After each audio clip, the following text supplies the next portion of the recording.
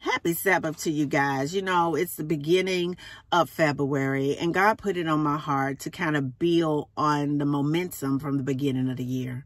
And so I wrote out prayer, movement, and meditation. It's something that happens when you can really have a basic fundamental relationship with God, when it's nothing really complicated between your relationship with God. It's just a relationship that you would have with your friend, with your family member, with your father, somebody that you can sit down and talk to and tell all your secrets to, and you'll never have to worry about him repeating it. It's just something that happens when you're able to pray, when you're able to build a bond, a spiritual connection to the presence of God. It gives you that safety net or where you can run to when all of life is happening, when life is lifing. You can run to that place instead of being codependent on running to somebody else, because the thing that the devil don't want you to do is ever be secure enough to run into the arms of God when everything is going crazy in your life versus running into the arms of a man or a woman. Secondly, you know, God told me that we come from people that were free to experience the world that he created. They had plenty of time to roam the earth, to build things, to worship, to fellowship, to grow together. And so it's important for us, because we live in a different time, to map out 20 minutes a day, 4 or 5 days a week, to just walk and just enjoy God.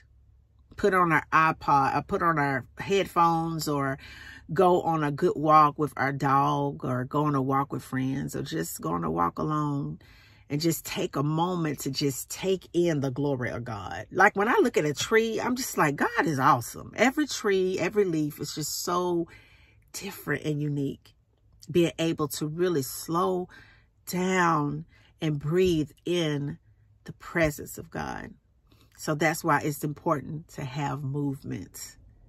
And thirdly, meditation. See, when you can ponder your mind and you can set your mind on the things of God for an extended amount of time, then God begins to heal your mind. He begins to make the nerves in your brain linked to his presence of love stronger. And the nerves in your brain that's linked to fear and hate and doubt begins to fall away. It's through mindfulness that we're able to really sit still and just become formless in the presence of God and commune with his presence. And just get lost in his presence. When you're able to meditate on the presence, the word, the Spirit of God, and be strong and courageous, there's nothing, I'm telling you, absolutely nothing that God cannot accomplish through you. Make it an intention today to pray. It doesn't have to be a plea. You don't have to beg God or continue to remind God about what you're dealing with. I want you to understand that sometimes we use our own mouth, the apparatus that God has given us to create and magnify him with, and we constantly bring up our problems. We constantly bring out what we're dealing with. I want you to understand that you're so powerful that when you constantly bring up a problem, you just continue to perpetuate and create the same experience in your life. But when you can take your problem and give it to God, it's already done. You don't have to keep reminding God about your problem. He knows what your problem is. Keep reminding him about how good he is. Keep reminding him about waking you up this morning. Keep reminding him of how grateful you are for everything that you have in your life. Keep reminding him that if he doesn't do anything else, you're so grateful that he pulled you in to make you even want to thirst, to even seek him, because nobody seeks him unless he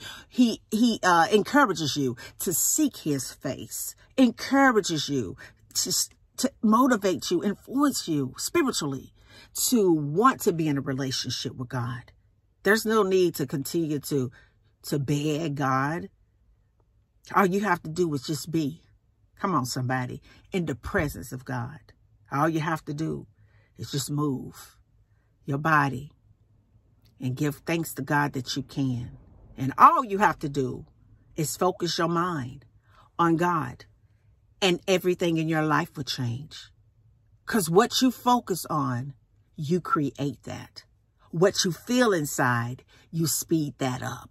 What you have faith in becomes something that you really can see. Because I want you to understand that you are so powerful that when you can become formless in the presence of God and connect with his spirit, that anything that you desire within his will would begin to clothe itself to bring glory back to God by manifesting and showing up in your life. And until the next video, guys, peace, because I still be believing in you. Bye now.